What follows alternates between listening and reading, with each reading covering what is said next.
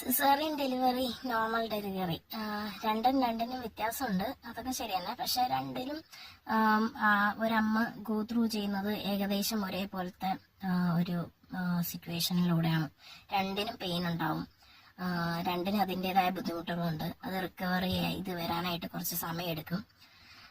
ചിലരൊക്കെ പറയുന്നുണ്ട് സിസേറിയന് മാത്രമേ അങ്ങനെ ബുദ്ധിമുട്ടുള്ളൂ, നോർമൽ ഡെലിവറി ഭയങ്കര സുഖപ്രസവമല്ലേ. സുഖപ്രസവം എന്ന് പറഞ്ഞു കഴിഞ്ഞാൽ അത്ര സുഖമുള്ള കാര്യങ്ങളൊന്നുമില്ല,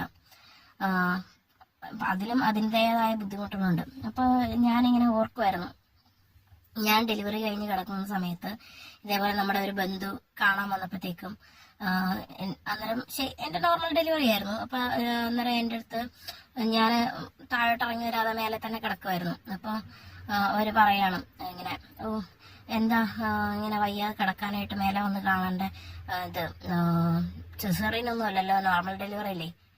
നോർമൽ ഡെലിവറി ആണെങ്കിലും അതിൻ്റെതായ ബുദ്ധിമുട്ടുകളുണ്ട്, അതിനും പറയുന്ന സ്റ്റിച്ചും കാര്യങ്ങളൊക്കെ ഉണ്ട്.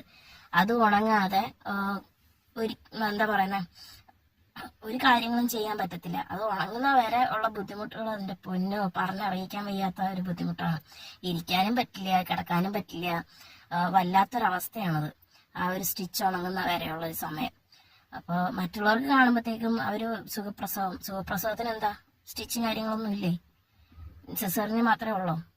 ഞാൻ സിസേറിയൻ ചെയ്യുന്നവരാരെയും കുറ്റം പറഞ്ഞതല്ല, രണ്ടിനും അതിൻ്റെതായ ബുദ്ധിമുട്ടുകളുണ്ട്.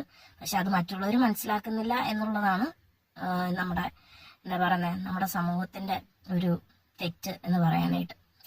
അപ്പോൾ ഏത് ഒരമ്മയും സുഖപ്രസവമാണെങ്കിലും നോർമൽ ഡെലിവറി ആണെങ്കിലും അവരുടേതായ ബുദ്ധിമുട്ടുകളും പരിമിതികളും അവർക്കുണ്ടെന്ന് മനസ്സിലാക്കി അതനുസരിച്ച് പെരുമാറാൻ മറ്റുള്ളവരും കൂടെ ശ്രമിക്കുക. അത്രേ എനിക്ക് പറയാനുള്ളൂ.